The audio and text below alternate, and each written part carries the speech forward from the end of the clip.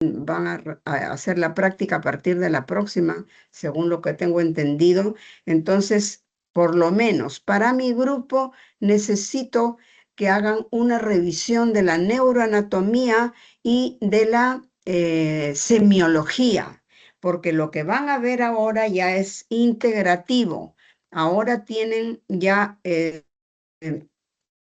integrar neuroanatomía, integrar semiología con la clínica que de las patologías más frecuentes en neurología, y van a tener que armar sus síndromes. Y en los síndromes entra todo lo que es la parte semiológica y la parte neuroanatómica, porque hay que hacer diagnóstico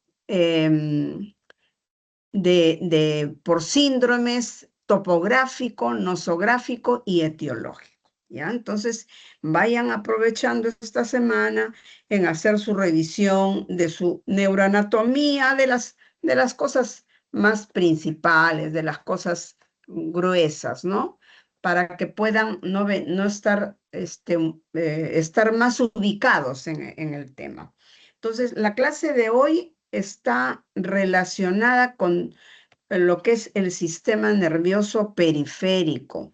Y de la parte del sistema nervioso periférico vamos a hacer primero la revisión de la patología que ocurre cuando el nervio periférico es el afectado.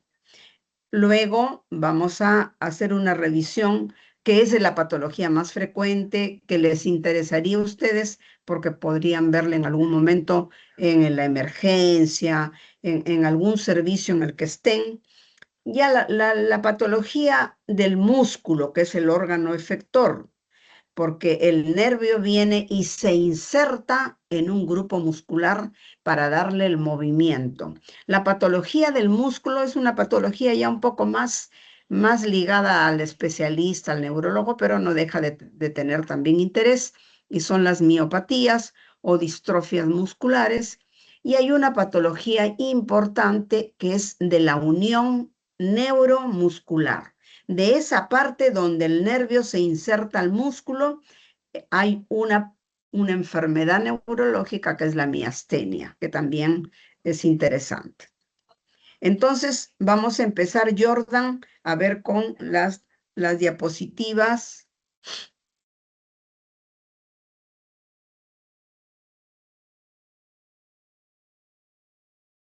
Jordan. Oh, esto ya. Pasamos a la siguiente. Siguiente. Ya, entonces les decía que la patología más importante es la polineuropatía, porque es así, van a chocarse en algún momento, no necesariamente siguiendo la especialidad, sino en la parte de la emergencia. Estas polineuropatías son un grupo grande de enfermedades del nervio periférico que han sido clasificadas desde diferentes ópticas, desde diferentes puntos de vista, y pueden ser clasificadas por su localización, ¿no? Por su localización, que pueden afectar a un solo nervio, que pueden afectar a dos, a tres, pueden ser clasificadas por su etiología, que puede ser traumática o puede ser una enfermedad de fondo y a ser adquiridas. Pueden ser ocasionadas por un tema compresivo, ¿no? Y entonces la clasificación va a variar de acuerdo a esas circunstancias. Y entonces ahí tenemos en la figura, pues que ahí tenemos en el primer muñequito tenemos una zona pequeñita afectada, y en el segundo ya tiene dos afectaciones, una en el hombro y otra en la pierna. En el tercer dibujo, en el tercer hombrecito, ya es prácticamente todo un brazo, casi un tronco nervioso. y en la última vemos que la afectación es tanto en piernas como en manos, pero en la parte distal. Siguiente. Esto solo para recordar que tenemos anatómicamente la clasificación del sistema nervioso en dos grandes grupos importantes. El sistema nervioso central, que lo constituye el encéfalo, a continuación con la médula espinal. Y en la parte derecha, el sistema nervioso periférico, con dos tipos de nervios. Los raquídeos, que son los que salen a nivel de la médula, tanto de la región cervical, dorsal, lumbar y sacra, y los nervios craneales, que ya están referidos a los 12 nervios craneales que tenemos. Entonces, tanto nervios craneales como nervios raquídeos van a tener componentes sensitivo y componente motor. Transmiten ambas vías, la vía sensitiva y la vía motora. Siguiente. Entonces, aquí para recordar que el nervio periférico va a constar de una zona central, que se llama el axón, pero al axón, que es la parte principal del nervio, la envuelve una sustancia que es la mielina. Esa vaina de mielina envuelve al nervio periférico y este gráfico es a propósito de que las enfermedades pueden ser a veces muy selectivas y hay enfermedades que atacan solo al axón, son axonales. Hay otras enfermedades que solo atacan a la vaina de mielina, o sea, son muy selectivas. Entonces, el cuadro clínico va a diferenciarse, obviamente. La siguiente. Dentro de esta patología del nervio periférico, la más importante y la que cobra relevancia es el llamado síndrome de Guillain-Barré. Este síndrome de Guillain-Barré es la causa más frecuente de que a una persona le dé una parálisis aguda de lo que está bien, como cualquiera de nosotros, de repente nos viene esta parálisis, que vamos a ver luego la clínica y cuál es. Dentro de este síndrome de Guillain-Barré, la mayoría, se calcula que un 70% va a tener el antecedente unos días previos al cuadro neurológico.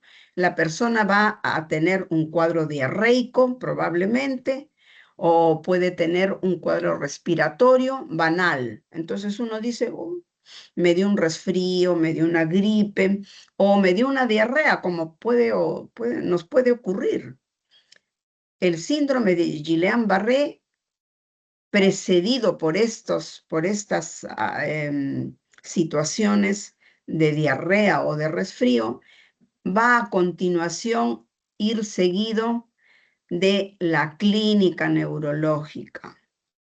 Entonces, el paciente, en el 70%, hay un 30% donde no hay el antecedente, y eso no quiere decir que la persona no tenga el Guillain-Barré, sí, porque hay casos en los que no hay ese antecedente. Entonces, esa es la generalidad. ¿Y cuál es la patogenia involucrada en este síndrome de Guillain-Barré? La respuesta autoinmune. Entonces, se dice que ese virus, esa bacteria que nos enfermó del estómago, del intestino, nos dio la diarrea o nos dio el cuadro respiratorio, genera un fenómeno autoinmune a distancia y ataca, y el sistema autoinmune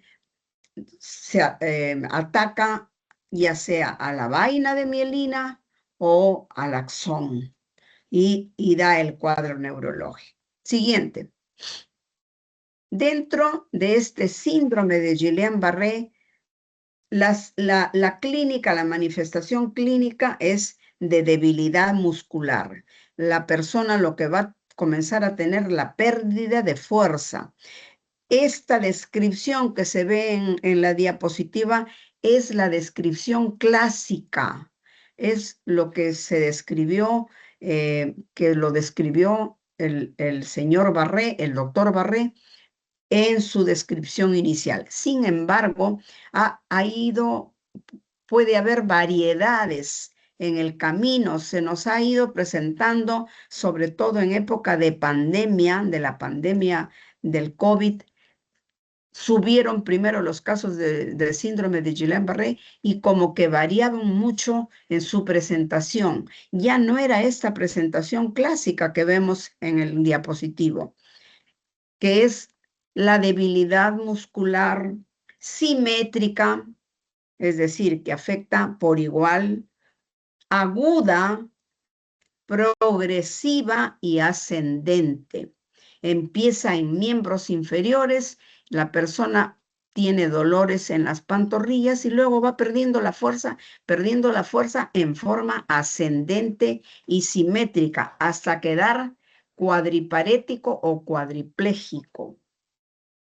Llega a perder el movimiento, pero como les decía, en las variedades que se han presentado a raíz del COVID, no ha sido lo clásico de lo simétrico, podría haber sido una pierna más afectada que la otra. Ha habido ciertas variedades que nos sacaban del cuadro, pero que después, con el examen de laboratorio, se corroboraba que era un Guillain-Barré.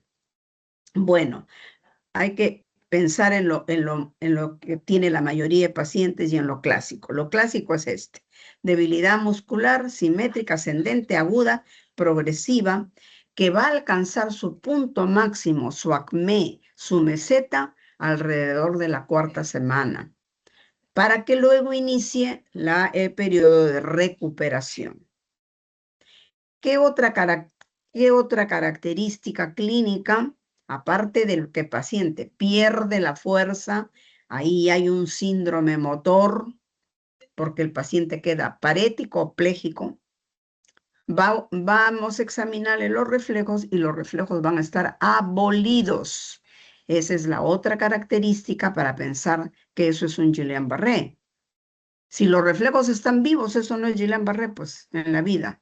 Entonces, ese déficit motor tiene que estar acompañado o de hiporreflexia o de arreflexia osteotendinosa. ¿Qué otra característica tiene el síndrome de Guillain-Barré?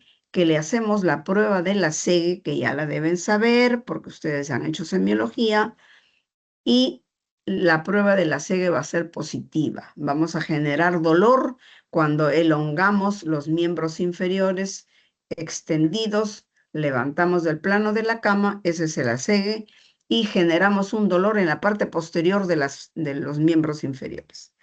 La SEGE positivo, arreflexia osteotendinosa, y en algunos pacientes se puede desarrollar una disfunción autonómica, es decir, el paciente va a presentar variaciones en su presión arterial, variaciones quizá en el ritmo cardíaco, sudoración, fenómenos de la parte vegetativa. Siguiente.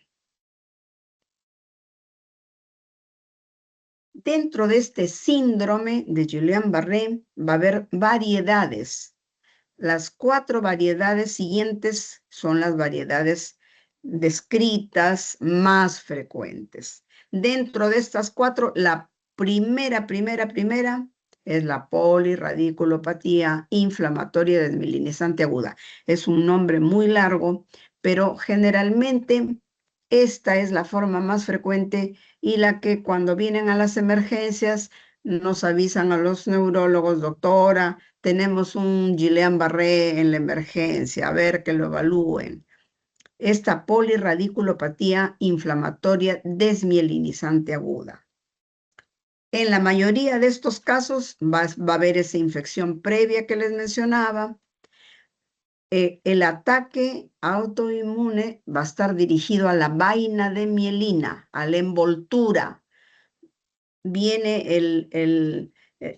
viene el fenómeno autoinmune y ataca a la vaina de mielina, pero el axón está preservado. Es decir, prácticamente les podría decir que haciendo un símil con un cable de electricidad, pues el cable se queda con toda la parte del centro nada más. Toda la envoltura se pela, es como un cable eléctrico que se pela así. Entonces, para hacer un símil y puedan más o menos darse una idea. Esta desmielinización, obviamente que va a variar de acuerdo a la carga pues, linfocitaria que haya, de acuerdo a la inmunidad de la persona también, porque una persona que esté con su sistema autoinmune debilitado, pues no se va a poder defender y entonces el ataque va a ser más fuerte. Entonces, de eso depende la clínica también, ¿no? Que unos se afectan más, otros menos, qué sé yo. Siguiente, esa es la primera variedad. Segunda, siguiente, es la neuropatía aguda sensitivo-motora axonal. Y ahí su nombre lo indica. Axonal porque el ataque va hacia el axón. ¿Y qué tiene de diferente del anterior? Que esta es fulminante. Fulminante quiere decir que la persona amaneció bien y en el transcurso del día, de las horas, quedó comprometido. A diferencia de la primera, que pueden transcurrir 4 o 5 días para que el cuadro clínico recién vaya avanzando. En cambio, en la axonal, primero que afecta tanto el segmento motor como el segmento sensitivo. La primera es puramente motora, porque la vaina de mielina es la que hace la transmisión del impulso nervioso. En este caso, esta ataca haces que llevan la sensibilidad y haces que llevan la función motora. Entonces da una parálisis fulminante, grave, y que además tiene el déficit sensitivo que no lo tiene la primera. En la primera, todo el tema es motor y puede afectarse también el sistema nervioso autónomo. Aquí sí hay fenómeno sensitivo, compromiso de fibras sensitivas, fibras motoras, y la respuesta autoinmune está dirigida contra el axón. Siguiente. Tenemos esta neuropatía puramente motora. Esta es particular porque afecta mayormente a niños en épocas de verano, en épocas donde al parecer está involucrado mucho el Campylobacter jejuni.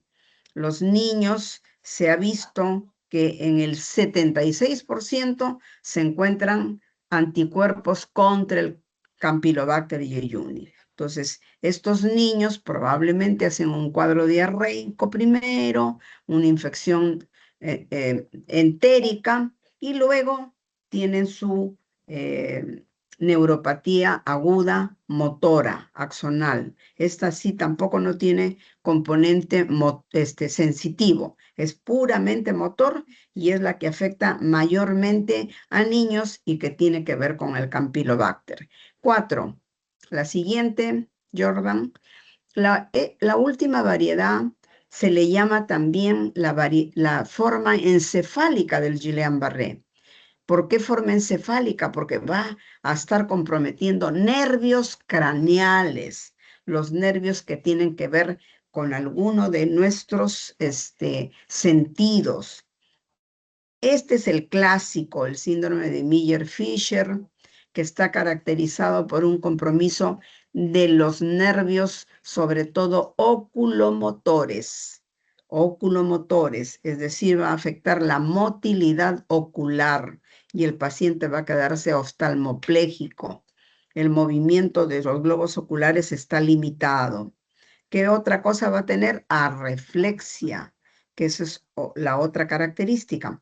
Y esta es desencadenada también, se ha visto por infecciones del tracto digestivo y se ha encontrado 90% de anticuerpos contra el Campylobacter jejuni.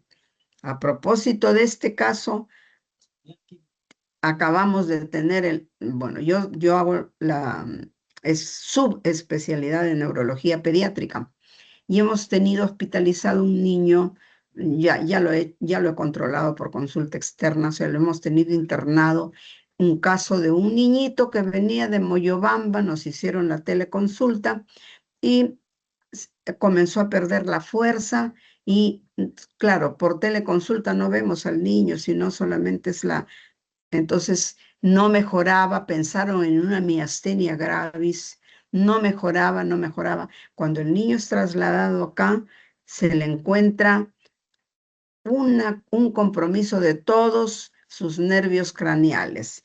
Era todos los oculomotores, los globos oculares estaban ahí, inmóviles, no, es un caso muy, muy raro, que igual lo vamos a publicar, no es tan frecuente. Tenía compromiso de los oculomotores, tenía compromiso del séptimo nervio craneal, no gesticulaba nada, el niño estaba con la cara ahí sin tener mayor gesto. Tenía compromiso del séptimo, tenía compromiso del quinto, no podía masticar, tenía mucha dificultad para masticar. Tenía compromiso del noveno y décimo, no hablaba o hablaba pero muy bajito y no podía pasar los alimentos. Y tenía compromiso del doceavo nervio, del hipogloso. La lengüita se le desviaba para un lado.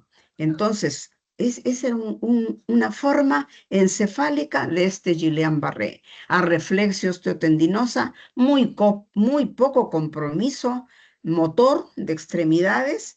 Sí movilizaba bien la parte distal, sobre todo, tenía cierta dificultad para levantarse de la cama. El niño caminaba, iba al baño, pero tenía un componente de nervios craneales que bien severo. Ya en la consulta externa, que ya lo hemos visto ya después de su alta, quizá a los 2 meses que lo he visto, ha mejorado mucho, ha mejorado la parte facial, la parte oculomotora todavía la tiene un poco limitada, la voz ya habla, está mucho mejor, pero es un caso que no hay que olvidarse que también el Guillain-Barré puede dar esa forma llamada forma encefálica cuando afecta nervios craneales, es decir, dentro de los 12 nervios que tenemos, y el compromiso del niñito era bilateral, o sea, se le hace la punción lumbar y era un líquido disociado, ¿no? Que esa es otra de las características. Entonces, ya pasamos siguiente. Entonces, son la siguiente, Jordan. Entonces, esas 4 variedades del Guillain-Barré hay que, ya lo que último les he comentado son, claro, ya rarezas para los especialistas, pero bueno, de repente, pues en algún momento les sirve ese conocimiento, pero lo más importante es que sepan diferenciar en una emergencia cuando viene un paciente con Guillain-Barré. Lo examina, historia clínica primero, obvio, y luego lo examinan y ya van a tener una presunción diagnóstica muy, muy sugestiva. Entonces, viene el paciente, le hacemos la historia, lo examinamos y estamos pensando que es un Guillain-Barré. El examen de elección es la punción lumbar. La punción lumbar que aquí viene el paciente y en la emergencia le hacen la PL, que lo que hay que tener en consideración es no hacerla muy prematuramente porque en los primeros días la alteración en el líquido cefalorraquídeo no la vamos a encontrar y vamos a tener que punzar a la pobre persona de nuevo más. Entonces se recomienda unos 4 días de cuadro neurológico para poder encontrar lo que buscamos, que se llama la disociación albúmino-citológica. Entonces, hacemos la punción lumbar, obviamente con el consentimiento informado, sabiendo cómo vamos a proceder en hacer una PL, con todo el manual, que ya lo sabemos, lo tenemos en la mente, y le hacemos la punción lumbar, y dentro del líquido cefalorraquídeo tiene que recordar que tenemos células, que tenemos glucosa, proteínas, cloro, y tenemos el aspecto. El aspecto del líquido cefalorraquídeo en el Guillain-Barré es un aspecto cristal de roca.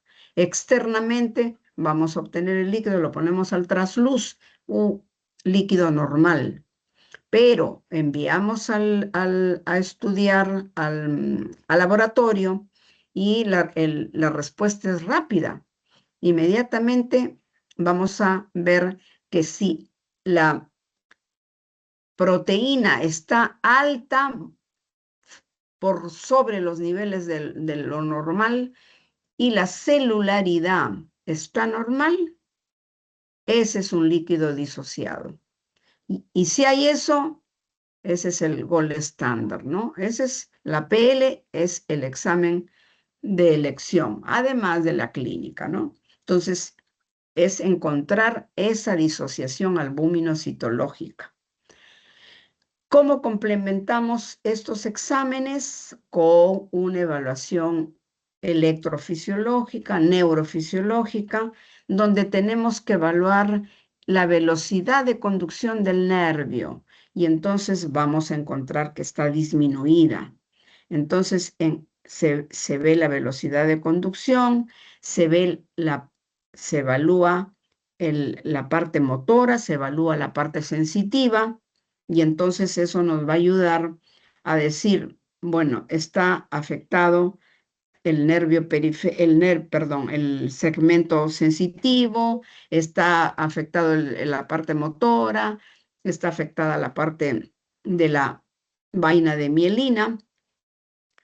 Eso nos va a ayudar la evaluación neurofisiológica. Se hace con una agujita, para eso hay neurofisiólogos que van a interpretar esta prueba. Dentro del campo neurológico hay neurofisiólogos. El neurofisiólogo se dedica a este tema de medir las velocidades de conducción y con la respuesta de esa prueba, pues ya completamos nuestro diagnóstico. Siguiente. Confirmamos nuestro diagnóstico. Siguiente. Ya, entonces, siguiente. Vamos a pensar ya en la parte terapéutica. Siguiente, Jordan.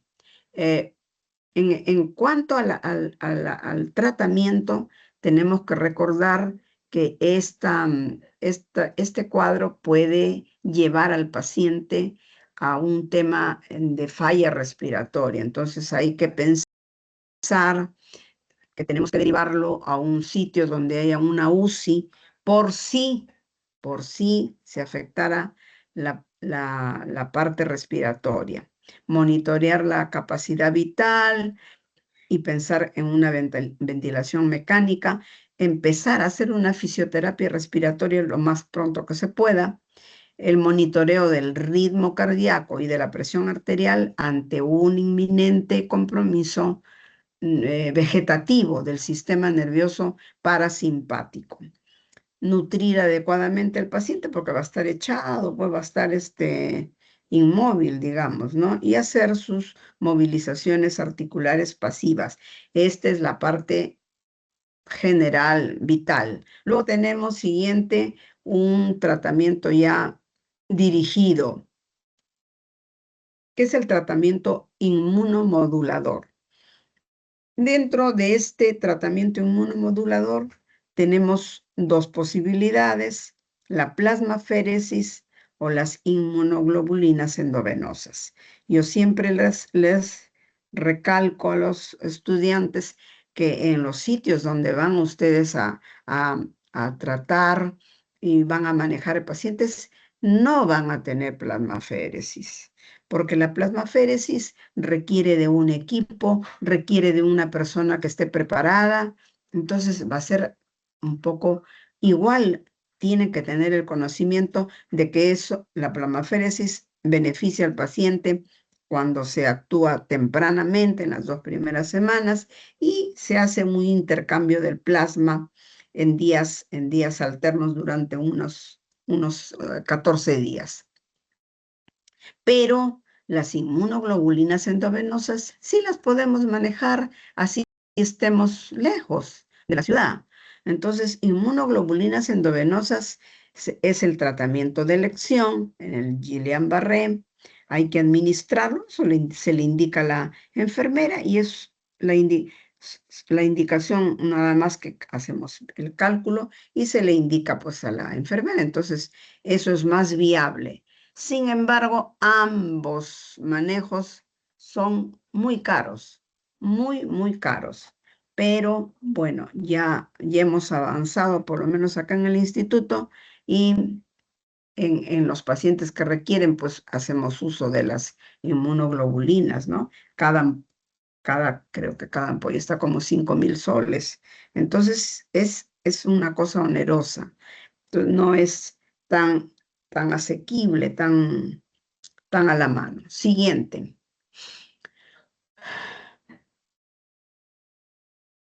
Entonces, ya hicimos la revisión de las polineuropatías agudas. Todas esas 4 variedades del Guillain-Barré son agudas, pero también hay un grupo de neuropatías crónicas, también con el mismo fenómeno autoinmune, también atacan a la vaina, son desmielinizantes, pero crónicas, y en esta, por ejemplo, esta idiopática, que no se llega a saber por qué se presentó. La variación que tenemos con la aguda realmente es el tiempo. El tiempo se puede ir instalándose en semanas. Lo que ocurría en las anteriores, en días o en horas, esta dura semanas, meses o incluso años. Y puede tener un patrón progresivo, que los síntomas se van a ir agregando, como puede tener un patrón que remite, luego otra vez recidiva, y así ir en ese patrón. Entonces, la debilidad igual, la clínica va a ser igual, de debilidad muscular, en extremidades, asociado a reflejos bajos, disminuidos. Puede haber alteración de la sensibilidad o puede haber alteración también clínica, sintomatología sensitiva, parestesias. Pero se cree que también es presuntamente autoinmune. Entonces, esta es la crónica, para que tengan en cuenta que hay una aguda y esta crónica, que ya yo creo que va a ser más para el médico especialista que para ustedes. Siguiente. Dentro de otras afectaciones del nervio periférico, bueno, ya esta es la clínica que va a ser casi, avancemos porque ya veo que la hora nos gana. Debilidad muscular. La clínica es muy parecida, tiene que encontrar los reflejos disminuidos, qué sé yo. En estas desmielinizantes crónicas, también el examen de elección va a ser el líquido cefalorraquídeo, buscando esa disociación albúmino-citológica. Pero ya tiene que buscarse otras causas de fondo que podrían estar en relación con enfermedades del colágeno, esas colagenopatías, lupus, VIH o Hodgkin. Entonces ya hay que buscar el laboratorio tiene que estar enfocado para otro tipo de cuadros de fondo. Y el tratamiento también varía con relación a las agudas. En estas neuropatías crónicas, el primer tratamiento con el que debemos entrar es con el corticoide. El corticoide que se postula sea efectivo, la prednisona, que hay que utilizar 1 miligramo por cada kilo, por 4 semanas, o por lo menos hasta ver un poco de mejoría, y luego ir bajando en forma gradual, porque bueno, siempre los corticoides cuando se usan a tiempos prolongados, obviamente que van a tener efectos colaterales, ¿no? Que son propios. En segundo lugar, tenemos a las inmunoglobulinas, y la plasmaféresis queda en tercer lugar, reservada si es que no hay respuesta de inmunoglobulinas. Entonces, seguimos. Entonces, ya hasta aquí son las autoinmunes. Ahora este grupo son metabólicas adquiridas, afectaciones del nervio por algún tema metabólico que la persona está portando.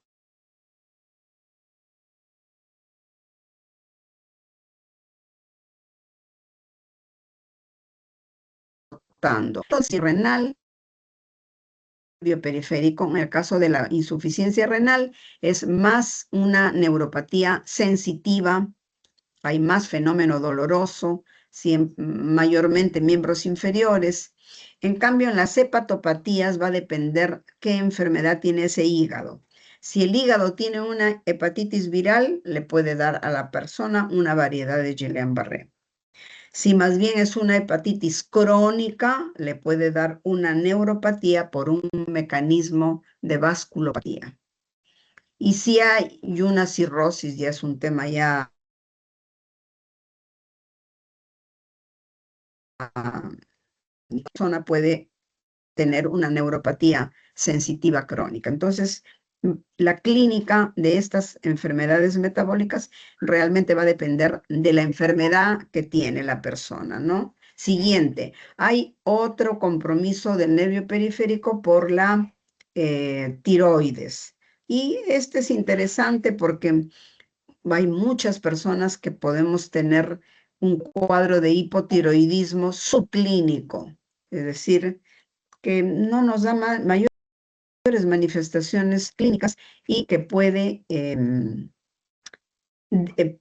uno descubrir el hipotiroidismo por una polineuropatía. Entonces, empieza la persona a tener esas síntomas sensitivos en miembros y le hacen un dosaje de T3, T4 y le encuentran que tenía hipotiroidismo. Entonces, es interesante por esa razón. Pero, siguiente, la estrella de estas neuropatías metabólicas es la diabetes, ¿no? La diabetes, que es una enfermedad que cada vez se extiende más, cada vez hay más personas con diabetes y que va a comprometer a los nervios de diferente modo, siendo el principal esta polineuropatía simétrica distal, sensitiva o sensitivo-motora. Esta también se le llama la polineuropatía en guante y calcetín. ¿Por qué se dice que es en guante y calcetín? Porque afecta manos y pies, como ese primer dibujito en el dibujito de los hombrecitos en ese que afecta manos y pies, cuando uno encuentra que la persona tiene disminución de la sensibilidad, examinamos la sensibilidad y encontramos que tiene disminución de sensibilidad en manos y en pies, tiene esta polineuropatía en guante y calcetín. Y si a eso agregamos que los reflejos están disminuidos, ya está el diabético haciendo su polineuropatía. Siguiente. Otra variedad del compromiso de la diabetes es la autonómica, que es interesante porque realmente no le damos la debida importancia, pero ocurre en un 40% de diabéticos. Y no es raro que los diabéticos tengan alteraciones de su sistema cardiovascular, pueden tener variaciones, hipotensiones posturales, o pueden tener infartos al miocardio que no les dio mayor sintomatología, alteraciones gastrointestinales. No es raro ver que el diabético te dice unas temporadas estoy con estreñimiento, en otras estoy con las deposiciones más sueltas, o trastornos termorregulatorios. Siguiente.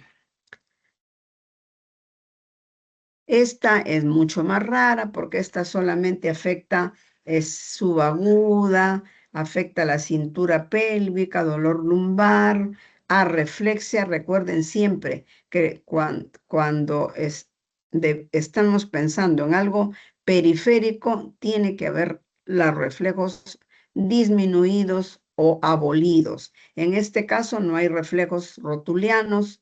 La persona tiene uno de los miembros inferiores afectados y es más frecuente en personas de edad avanzada, mejora muy lentamente. Cuarto, y la cuarta variedad en el que el diabético puede afectarse es a través de las mononeuropatías focales. Entonces, no es raro que nos venga un paciente a la emergencia con una, por ejemplo, parálisis facial periférica y señor, ¿es diabético? Sí, es diabético. O que venga con un compromiso del tercer nervio, con el párpado caído, quejándose de que ve doble, o compromiso también del nervio mediano, cubital, ya sea en miembros superiores, mediano, cubital, o en miembros inferiores, el peroneo. Entonces, siempre recuerden que el diabético puede tener compromiso de su nervio periférico como su nervio craneal. ¿Qué vamos a hacer? Le podemos pedir un examen de velocidad neurofisiológico, medir la velocidad de conducción, y ahí vamos a encontrar que esa velocidad de conducción está disminuida. Y cuando el proceso ya es muy largo,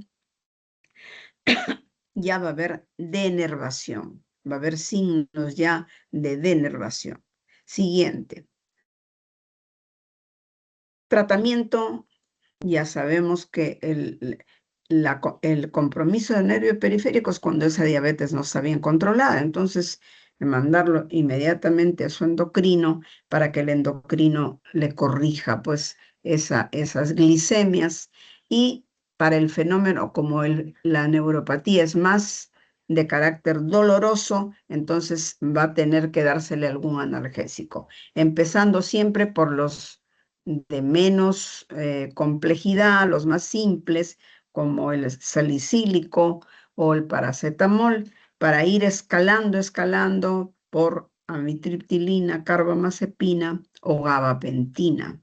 Entonces, obviamente que los más avanzados, digamos, tienen más efectos colaterales, ¿no? Entonces, eso es lo que hay que tener en cuenta para el manejo. Siguiente. Dentro de otro grupo de neuropatías están las nutricionales, y aquí hay que destacar este déficit por vitamina B12 que está haciéndose cada vez más común, y también hay que pensarlo en gente de edad avanzada cuya mucosa gástrica ya no absorbe la vitamina B12, o gente joven que se somete a dietas muy estrictas. Su alimentación varía y entonces ya la ingesta de vitamina B12 baja y va a tener problemas sensitivos en miembros inferiores, ¿no? En piernas. Hacemos el dosaje y la B12 está por el suelo. Hay que restituirla.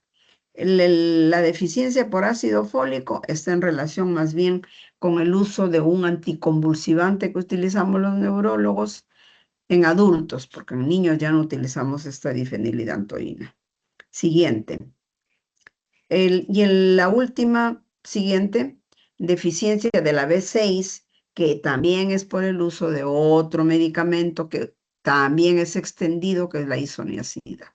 La isoniazida es un tuberculostático, está dentro del esquema para pacientes tuberculosos. Entonces, siempre que demos un tratamiento antituberculoso, debemos hacer un agregado, una terapia preventiva con vitamina B6, 50 o 100 miligramos al día, porque si no, el paciente puede no necesariamente lo va a ser, pero podría ser una polineuropatía sensitiva y a veces también un tema de neuritis óptica, de ese nervio craneal del segundo. Siguiente. Hay de estas tóxicas, siguiente, vamos a hablar solamente del plomo.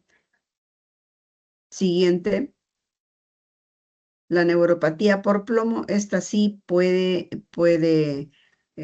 verse en adultos, va a simular o va a parecerse a una parálisis facial, perdón, facial, no, radial, radial bilateral, y los brazos compromete más a miembros superiores. En el niño es importante porque sí puede dar una encefalopatía y el niño tener retraso psicomotor. Hay poblaciones que con el crecimiento pues han quedado dentro de fábricas y hay fábricas donde se emana estos tóxicos y eso puede generar en esa población aledaña que sus niveles de plomo estén altos y ocasionar alguna de estas manifestaciones. Siguiente. Luego tenemos, creo, las por fármacos, la única, por favor, la nitrofurantoína, que es un medicamento que se usa para infecciones urinarias o infecciones gastrointestinales y puede dar una polineuropatía mixta sensitivo-motora. Tener en cuenta, esto no necesariamente va a ocurrir, pero hay que tenerlo presente si es que hay alguna manifestación de esa naturaleza. Siguiente, neuropatías por infecciones, puede el VIH, como habíamos mencionado, pero como causa de una neuropatía crónica, ¿no? Pero en este caso, el virus mismo va a ocasionar, puede dar una neuropatía cuando el paciente tiene un VIH avanzado, ¿no? Entonces, mayormente son cuadros asintomáticos y si tiene clínica, es más clínica sensitiva que motora. Se presenta, como dice allí, en estadios avanzados. El paciente tiene más su manifestación a nivel plantar, tiene ardor en la planta de los pies y obviamente ahí en esos casos el tratamiento es sintomático. Para el dolor hay que darle algún analgésico, pues, ¿no? Siguiente. Pero el paciente con VIH también puede afectarse con la primera variedad del Guillain-Barré, sobre todo cuando está en fase temprana o en la fase de la seroconversión. Ahí puede darle una polirradiculoneuropatía desmielinizante, la primera forma del Guillain-Barré.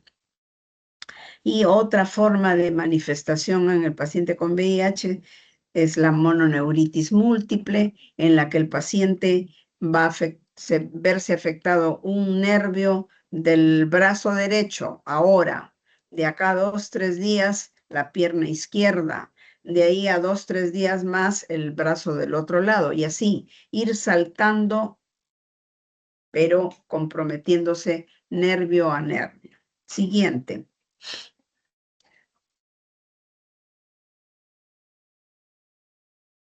En pacientes ya que tienen, además del VIH, una infección agregada como el citomegalovirus, puede ocurrir esta polirradiculopatía progresiva, que ya pues son fases muy avanzadas del paciente, donde va a tener un compromiso de una de sus extremidades o un compromiso de cola de caballo. Ya eso es un poco más raro de que ustedes lo vean. Siguiente. Siguiente, ya lepra prácticamente no. Siguiente. Estas neuropatías por un tema mecánico, por atrapamiento, esta sí es posible que pueda llegar a consultarle a alguien. El síndrome del túnel del carpo, el túnel del carpo que afecta mayormente al sexo femenino, que es favorecido porque la mujer con las tareas en la casa, tenemos que estar con este mecanismo de flexión, extensión de la muñeca, ¿no? Entonces, por factor mecánico puede ocurrir. ¿Cuál va a ser los síntomas? Sensación de que los miembros superiores los tenemos hinchados. Generalmente esas manifestaciones son en la madrugada. Es como entumecimiento de los miembros superiores. Puede ser uni o bilateral.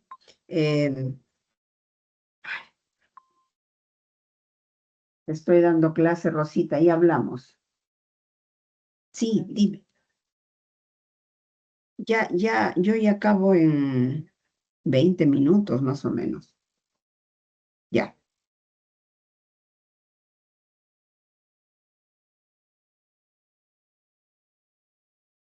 Entonces, parestesia, sensación de que están los brazos hinchados y sensación de frialdad también, ¿no? Se hace un examen, se mide la velocidad de conducción de los nervios aquí a nivel de la muñeca y se va a encontrar que están disminuidos. ¿Qué se recomienda? Que esa articulación repose y hay unas férulas para, para mantenernos con las manos en extensión, digamos, y puede también llegarse a infiltrar con corticoides y si ya los síntomas no disminuyen, va a haber un tratamiento quirúrgico que va a consistir en abrir el canal de acá de la muñeca para liberar esos nervios que están prisioneros. Siguiente. El otro por atrapamiento es el nervio cubital aquí en el codo, que es un poco más raro, que generalmente es por malas posiciones en las que nos quedamos y presionamos a nuestro nervio aquí en la apófisis, o porque hay algún tema de artrosis, ¿no? En la apófisis del olecrano. Ahí también hay que corregir con reposo en los casos leves o puede haber también un tratamiento quirúrgico si fuera necesario. Siguiente.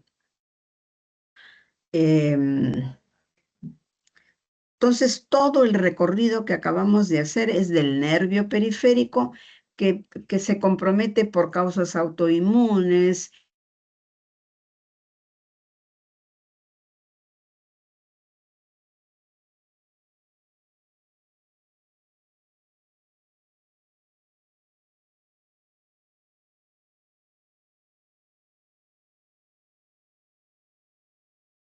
por problemas, o abolidos. ¿Qué pasó? ¿Podemos continuar? ¿Podemos continuar? Sí, Odora, un momento se le había escuchado un poco Oh, mejor, pero ya está bien. ya. Listo. Entonces les decía que todo el recorrido que acabamos de hacer era del nervio periférico. Y ahorita tenemos a la vista lo que les decía que son las distrofias musculares, las enfermedades del músculo a donde va a ir insertado el nervio. Este grupo de enfermedades musculares, distrofias o miopatías también, llamadas también así, son de carácter hereditario, tienen un curso progresivo, van a dar también un déficit motor, va a haber una cierta debilidad, pero que va a ir acompañada de una disminución del volumen del músculo. El músculo no va a estar del mismo volumen que el del otro lado, por decir, ¿no? O hay una baja del volumen de ese músculo, que eso se llama amiotrofia.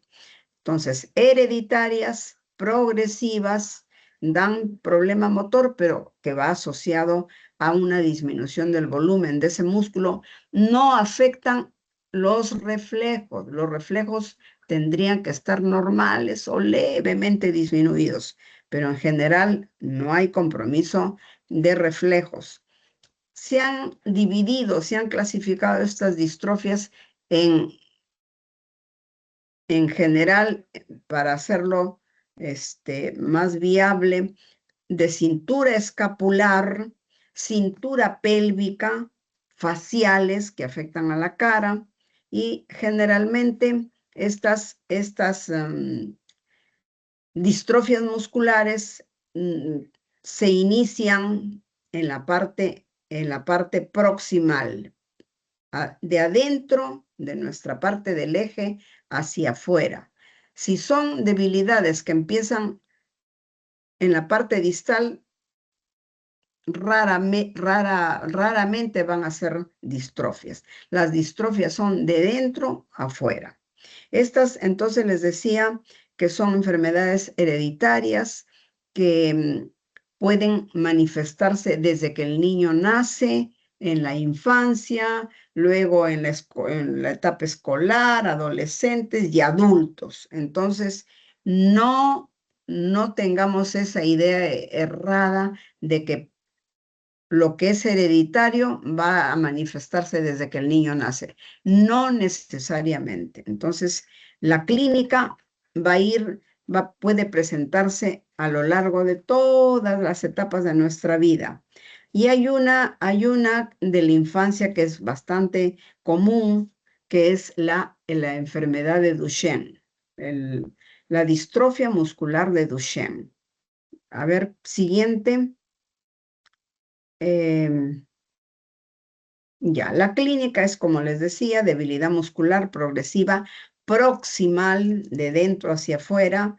No hay manifestación sensitiva porque el afectado es la masa muscular, no tiene nada que ver con el nervio. Va a haber atrofia muscular, disminución de volumen, reflejos normales, y eso va a hacer que la diferencia del compromiso del nervio.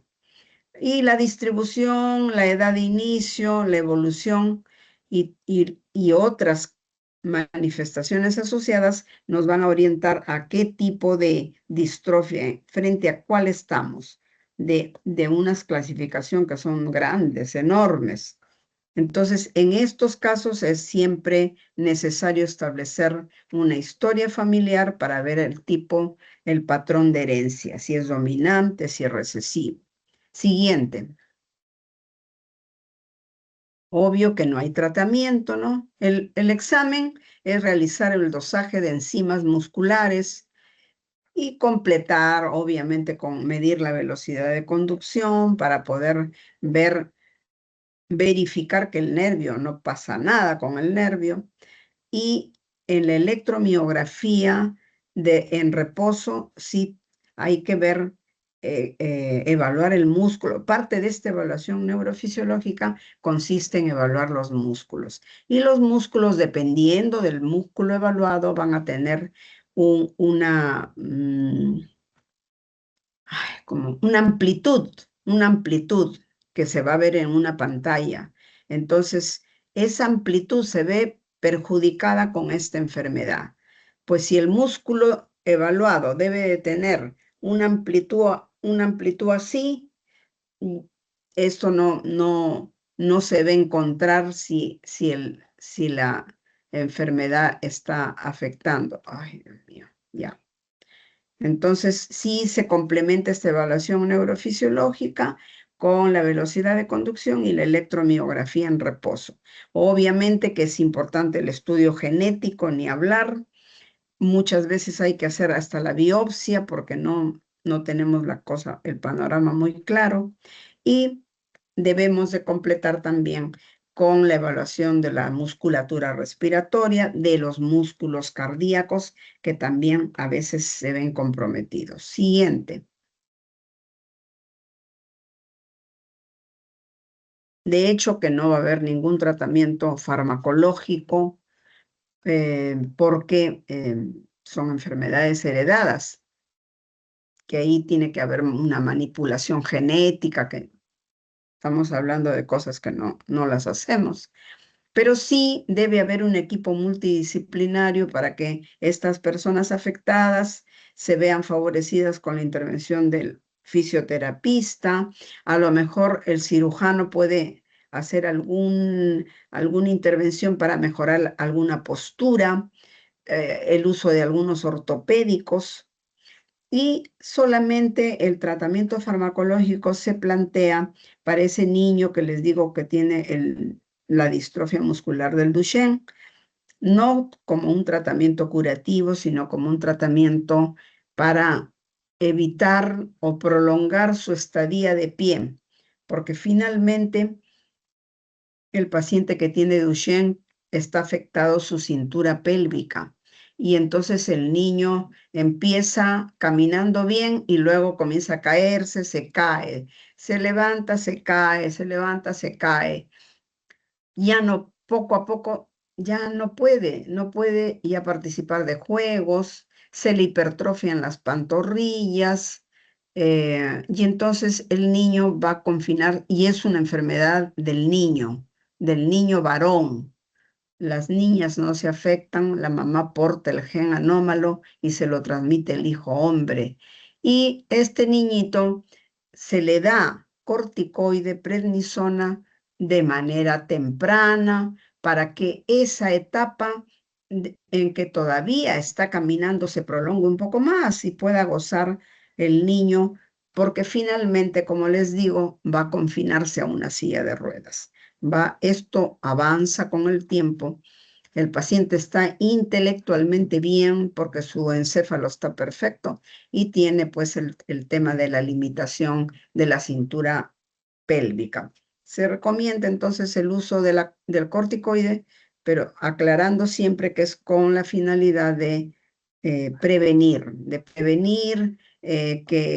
o disminuir el estado digamos, de confinamiento a la silla de ruedas para que el niño pueda disfrutar un poco de su etapa. Y como dice ahí, hay que darlo cuando ya el niño comienza a caerse muy, muy seguido, pues, ¿no? Ya ahí está ya en una etapa en que podríamos prolongarle. Siguiente.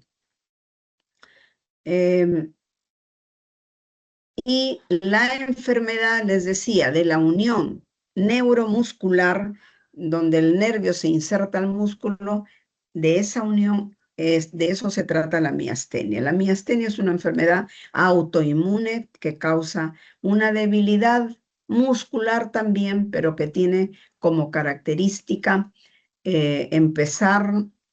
empezamos el día muy bien, muy enérgicos y comienza la debilidad en las tardes o en las noches. Se acentúa. Es una fatiga muscular. ¿Por qué? Por una alteración postsináptica en los receptores de la acetilcolina, en esa unión neuromuscular por la presencia de anticuerpos. Entonces, ese es el mecanismo del cuadro de la miastenia gravis. Siguiente. Síntomas, ya les decía, fatiga, se comienza uno a debilitar por factores, podríamos haber factores desencadenantes, ejercicio cada vez más intenso, si lo la debilidad cada vez más intensa en horas de la tarde o de la noche. Puede haber afectación de músculos tan pequeñitos como los músculos extraoculares. Y entonces esa forma de miastenia, que es la miastenia ocular, es más frecuente en el niño, en la edad pediátrica. En cambio, en el adulto es la miastenia generalizada, la miastenia en la que el paciente se levanta muy bien en la mañana, enérgico todo, y a medida que pasan las horas, es como que se va agotando, le viene una fatiga, va, descansa y puede recuperar su fuerza hasta un determinado tiempo, porque tampoco a veces ya cuando la enfermedad se vuelve crónica, ya el músculo también se deteriora. Entonces, musculatura ocular que da diplopia, que da tosis, más pediátrico. Pero también hay manifestaciones vulvares que alteran la deglución, la fonación, la masticación. Hay otra forma de miastenia que afecta músculos de la cara y el paciente no gesticula, está todo sin mayores movimientos en la cara. Y la otra generalizada, ¿no? Puede haber algún factor desencadenante? Sí, y puede desencadenarlo algún tema infeccioso, una intervención quirúrgica, un ejercicio demasiado intenso o el uso de alguna benzodiazepina, uso de algún fármaco, sobre todo dentro de los benzodiazepínicos. Siguiente. El diagnóstico lo hacemos aparte de la clínica, siempre tiene que ir la clínica primero. Y aparte de la clínica, podemos dosar los anticuerpos antirreceptores de acetilcolina. Estos hay que recordar que solamente nos ayudarían si es que se trata de una miastenia generalizada, donde pueden alcanzar porcentajes de hasta 85%. Pero en la ocular no nos ayuda porque solamente en la mitad de los casos pueden elevarse.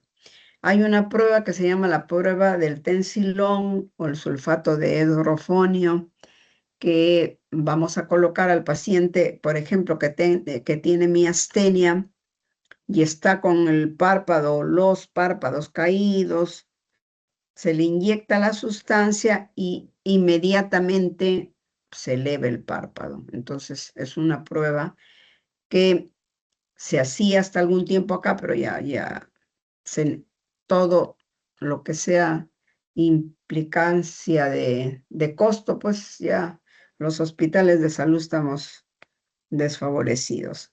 También se hace la prueba neurofisiológica, donde se estimula a un músculo hacer su función y hacerla repetitivamente. Estimulación repetitiva se llama.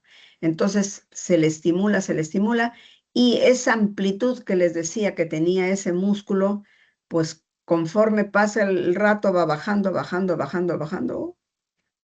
Y eso es una prueba de que ese músculo se va cansando con una exigencia mayor, ¿no? Siguiente.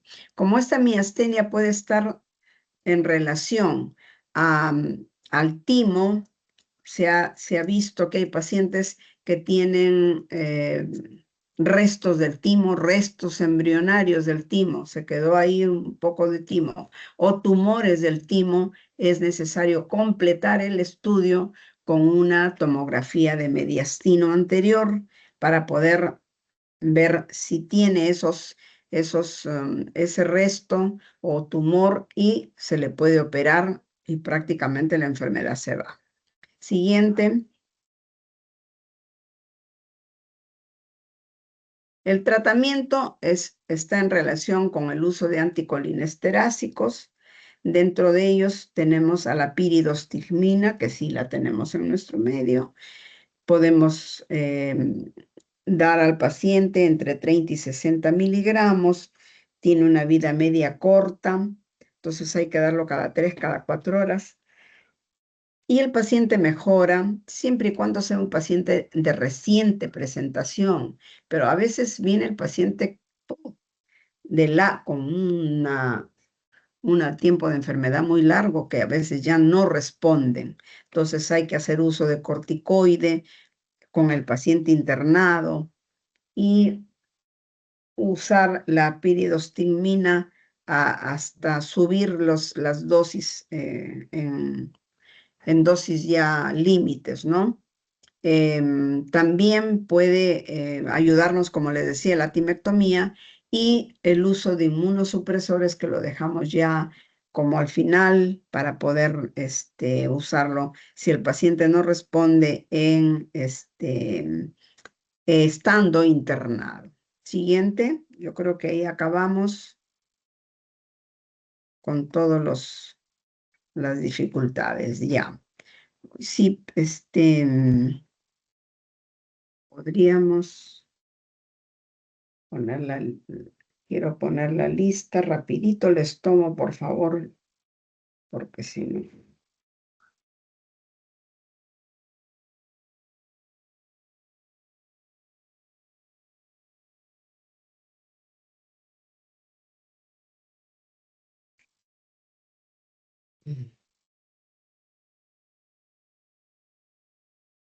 Espero que el próximo lunes sea más expeditiva, aunque ahí los tengo, ¿no? Álvaro Cruz, Presente, doctora. hola. Alejandro Coronel, Presente, doctora. muy bien, gracias. Ana del Rocío Chilcón, Presente, doctora. ya. Adriana, Francesca, Presente, doctora. ok. Johan Colana, Presente, doctora. gracias. Miguel Alfaro, Presente, doctora. Sayuri Castillón,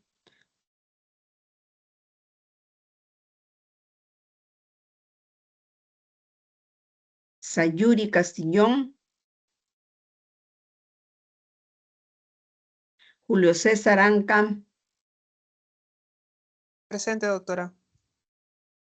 ya. Sebastián Joel, Buenas tardes, doctora. Calderón Melo, presente. ya. Listo, gracias. Gisela Bustamante, Presente, doctora. gracias. Valerie Asto, Presente, doctora. gracias. Ángel Boleda, Presente, doctora. gracias. Jordan Yacua, Presente, doctora. gracias, gracias, Jordan, gracias. Junior Cargua y Piña, Sí, doctora, presente. gracias. Freddy Bailón.